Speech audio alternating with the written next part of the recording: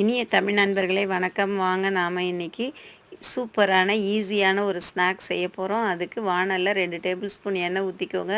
கடுகு உளுத்தம்பருப்பு தாளிச்சிட்டு வெங்காயம், கேரட்டு, அதுக்கு தேவையான அளவு உப்பு, பச்சை மிளகாலாம் போட்டு நம்ம வீட்டில் இருக்கிற பழைய இட்லி மாவையே வச்சு இதை செய்யலாங்க. இதுக்கு மிளகு சீரகம் கொஞ்சம் நுணுக்கி போட்டுக்கோங்க.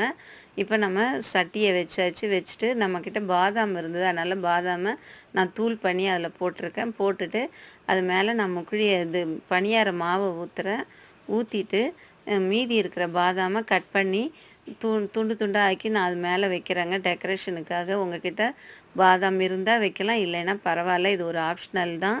இப்போ இந்த மாவை நாம் என்ன பண்ண போகிறோம், மூடிட்டு 2 பக்கமும் நெய்யோ இல்லை எண்ணெயோ ஊற்றி செவக்க விட்டு எடுத்தோம்னா கார பணியாரம் ரெடிங்க.